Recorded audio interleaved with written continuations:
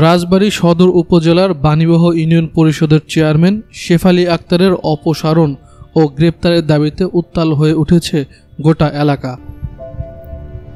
রোববার ১৩ এপ্রিল সকালে ইউনিয়ন পরিষদ কার্যালয়ের সামনে শত শত মানুষ জড়ো হয়ে মানববন্ধন করে শেফালী আক্তারের বিরুদ্ধে তীব্র প্রতিবাদ জানান। মানববন্ধনে অংশ নেন প্রায় ৫ শতাধিক বিক্ষুব্ধ জনতা।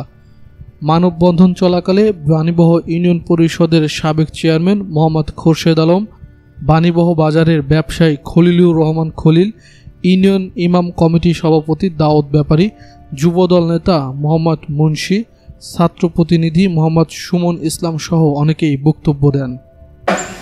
আমাদের হাজার হাজার বিপুল পরিমাণে ভোটে নির্বাচিত মরহুম হাবিবুর রহমান হবি চেয়ারম্যানের যোগ্য সন্তান খোরশেদ ভাইয়ের চেয়ারম্যানিত্ব সেই চেয়ার জোরপূর্বক কেড়ে নেওয়ার অপরাধে দ্রুত গ্রেপ্তার জানাই।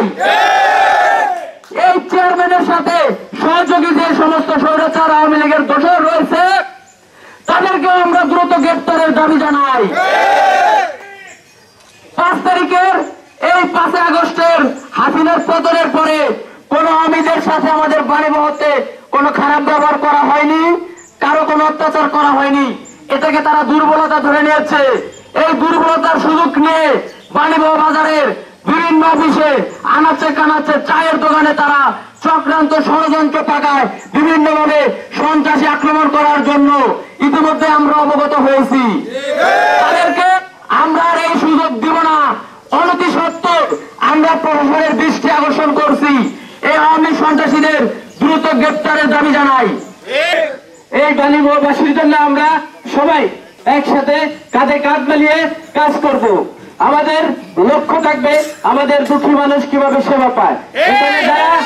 এখানে যারা বিশেষ করে নৌকার চেয়ারম্যান ছিলেন, বিনা ভোটের চেয়ারম্যান, এই ছাত্রদের দাবি তাকে দ্রুত অপসারণ।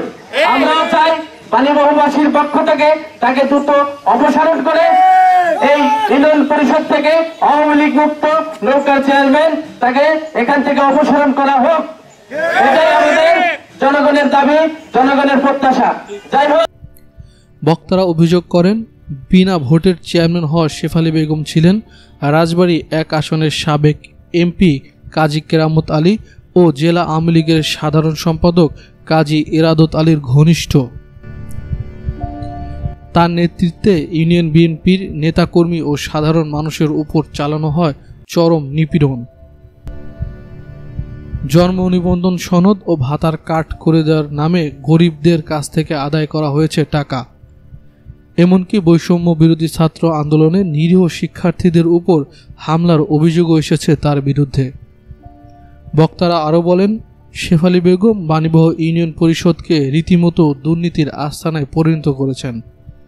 মানববন্ধন থেকে অবিলম্বে তার অপসারণ ও গ্রেপ্তারের দাবি করেন বিক্ষুব্ধ জনতা। Desk report, BD hour.